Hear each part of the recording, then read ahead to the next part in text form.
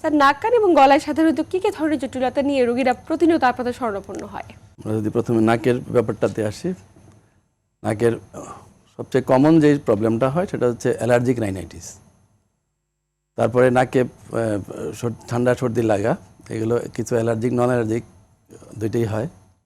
নাকে পলিপ হয়, গলায় ফেরিনজাইটিস হয়, acute pharyngitis, chronic pharyngitis, tonsillitis হয়, বাচ্চাদের ক্ষেত্রে অ্যাডেনোটনসিলাইটিস হয়।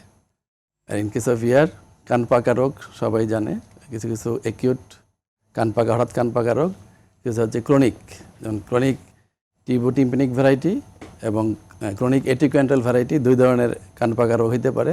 এবং আমাদের দেশে থ্রটের ক্ষেত্রে এবং কমনলি নাক এবং থ্রট কম্বাইন্ডলি স্লিপ এপনিয়া জনিত সমস্যায় রোগীরা আমাদের কাছে আসে। এই যে বর্তমান সময়ে আমরা আবহাওয়া পরিবর্তন হচ্ছে, নানাভাবে দেখা যাচ্ছে হাঁচি কাশি সর্দি লেগেই থাকছে, বিশেষ করে বয়োজ্যেষ্ঠ বাবা যারা কিংবা যারা একদম কম বয়সী বাচ্চা। স্যার একটু জানতে চাই যে অ্যালার্জিক রাইনাইটিস আমাদের দেশের প্রেক্ষাপটে খুব প্রচলিত একটি জটিলতা। আসলে অ্যালার্জিক রাইনাইটিস বলতে আমরা কি বুঝি? অ্যালার্জিক রাইনাইটিস এক ধরনের রিয়াকশনের মাধ্যমে হয়, যেটা আপনাকে টাইপ 1 হাইপার সেন্সিটিভ রিয়াকশন বলি।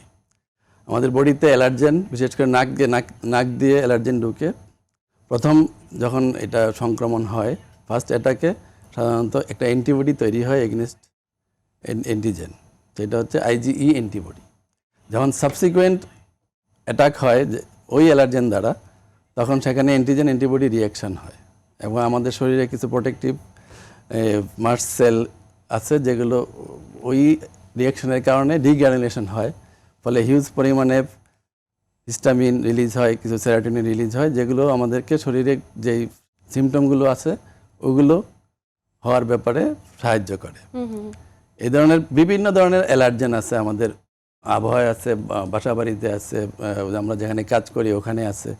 মোস্ট কমনলি আমরা যে অ্যালার্জেনগুলো দেখতে পাই সেগুলো হচ্ছে যেমন বসন্তকালে বসন্তের রেণু, পরাগ রেণু, এটা বসন্তকালে আমাদের দেশে প্রচুর পরিমাণে যত্রতত্র ভেসে বেড়ায়। বসন্তের রেণু যখন এই বসন্তের সিজন আসে, তখন আমাদেরকে যেটা করতে হবে, আমরা যখন বাইরে বের হব মাস্ক পরিধান করব, সানগ্লাস পরিধান করব, তাহলে আমরা এটা প্রোটেক্ট করতে পারবো।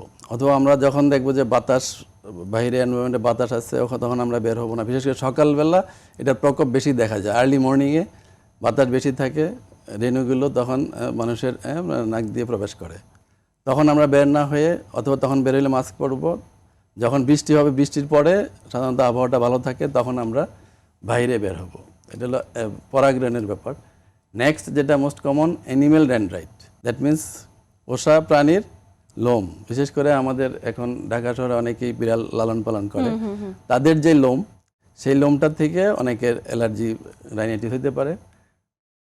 এই ধরনের পোষা প্রাণী যারা রাখবে তাদেরকে যেটা শোবার ঘর থেকে দূরে রাখতে হবে, আর সংস্পর্শে গেলে তখন হাত মুখ ধুয়ে ফেলতে হবে। বাইরে বের হলে বাইরে থেকে বাসায় এসে হাত মুখ ধুবে, কাপড় চোপড় চেঞ্জ করবে, কাপড় চোপড় ধুবে।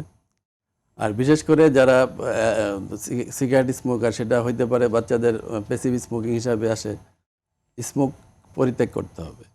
এই হলো আমাদের অ্যালার্জেনের মোটামুটি। মানে একজন ব্যক্তি যদি অ্যালার্জিক রাইনাইটিস হয়, সেক্ষেত্রে এই প্রত্যেকটি বিষয় যদি এড়িয়ে চলে, তাহলে তিনি সুস্থ স্বাভাবিকভাবে জীবনযাপন করতে পারে।